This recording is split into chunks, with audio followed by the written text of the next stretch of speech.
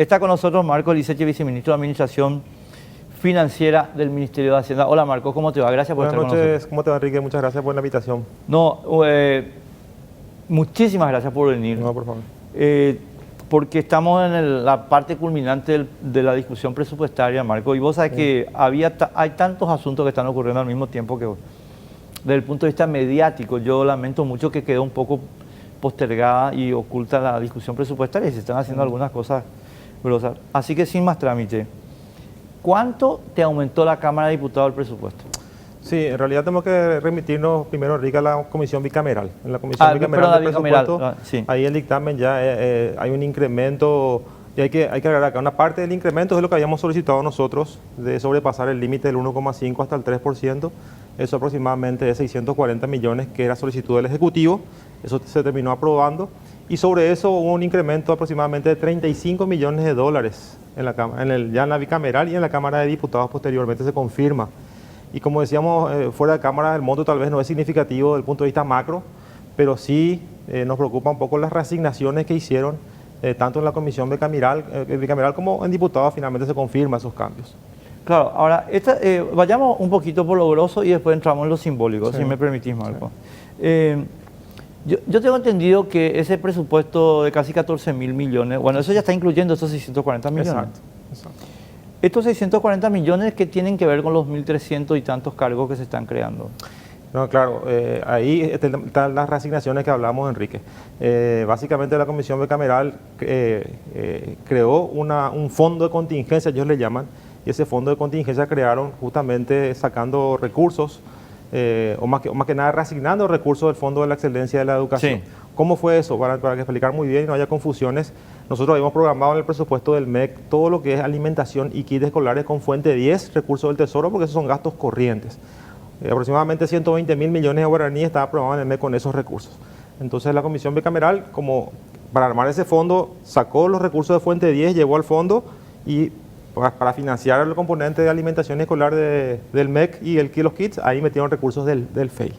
Entonces con esa fuente 10 que llevaron al fondo, es lo que pasa lo que vos decís. Crearon cargos en algunas entidades, 1.200 cargos aproximadamente en algunas entidades, y básicamente otra parte del fondo es lo del FONACIE. Hay una cosa muy importante, Marco. Sí. O sea, a ver, yo sé que vos sabés lo que te voy a decir, pero para que la gente que nos está viendo... Sí. A nosotros, desde el punto de vista informativo, digamos, obviamente nos importa el detalle, pero mucho más de repente tiene relevancia, Marco, la cuestión simbólica, que es qué mensaje está emitiendo tanto el Poder Ejecutivo como ahora eventualmente diputados con respecto a qué se va a hacer con nuestra plata, ¿verdad? Sí.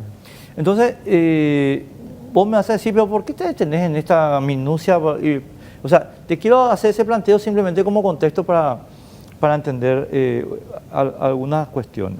Sí. Deja al lado todavía eso y vamos a abordarlo enseguidita, lo del FIEI que estamos hablando. Okay. Concentrémonos en los 640 millones de ajustes que ustedes pidieron. Ustedes digan ustedes el Poder Ejecutivo. Okay. Sí. ¿Esto qué abarca? ¿Abarca el aumento de los docentes? No, el aumento de los docentes está dentro del 1,5. Lo que está por fuera del 1,5 básicamente es calzar el presupuesto de salud pública, 215 millones de dólares que es para salud pública para complementar. Seguimos saliendo en tema de la pandemia todavía. Tenemos que tener en cuenta que el sistema de salud creció enormemente en los últimos 2 años a causa de la pandemia. 240 digamos, me dijiste. 215 millones es para salud de los 640 y 400 millones aproximadamente, un poquito más, es para obras públicas en la versión del Ejecutivo. Eso Correcto. Es lo que habíamos nosotros pedido al Congreso que apruebe, ¿verdad? Nada que objetar, digamos, como cuestión filosófica, nada que objetar en las dos cosas. Nada, porque era para salud y para obras públicas. Sí, ahora, vayamos. ¿Y salud qué implica? Te pregunto concreto, sin más trámite. ¿Están las plantas de oxígeno? ¿Está el pago de la deuda con las farmacéuticas y los sanatorios? Hay de todo, Enrique, y en todos los objetos del gasto está distribuido los 200 millones, inclusive recursos humanos, ¿verdad? Recursos humanos, está también ¿Está el 30 millones de dólares el que pidió la doctora González? No exactamente. Ahí el ministro Bora planteó básicamente una bonificación adicional a los médicos que tengan más de 12 horas. Acá no es lo que pide la doctora Rosana, que ella básicamente pide ya la equiparación directa de las 12 horas para todos los vínculos de médicos. y lo que plantea el Ministerio de Salud es básicamente una compensación, que es llevar una bonificación del hasta el 30% sobre el salario de ese vínculo que tiene más de 12 horas, que de hecho la ley de presupuesto establece ese porcentaje, pero ellos no tenían los recursos. Entonces básicamente lo que se hace ahora es darle los recursos a Salud para que pueda pagar esa bonificación hasta ese límite, ¿verdad? Y bueno, eso está dentro de esos 200 millones de dólares. Claro, última sobre el tema salud. Sí. No, o sea, en principio última, no te quiero prometer que va a ser la última, pero vos sabés ahí, Marcos, nosotros teníamos una gran preocupación y todo este año fue que, bueno, el sistema de salud tiene que seguir fortaleciéndose para eventualmente tercera ola, cuarta ola, quinta ola, lo que fuera, ¿verdad? Así es. No teníamos las plantas de oxígeno.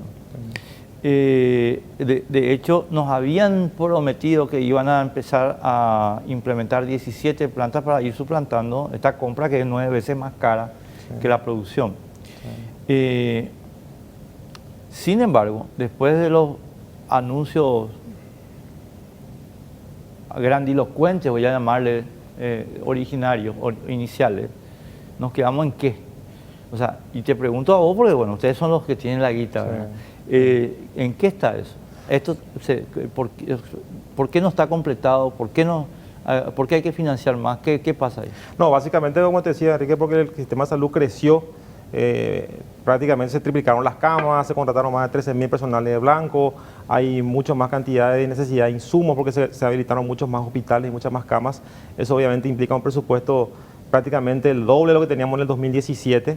Y eso se financió en la pandemia con los famosos 1.600 millones, ¿verdad? Sí, Gran parte de eso se financió para justamente este crecimiento. Y ahora el desafío es sostener ese crecimiento hicimos un esfuerzo, una parte de ese crecimiento lo estamos financiando ya con recursos ordinarios. Más o menos 100 millones de dólares ya son con fuente 10 la ampliación que tiene salud.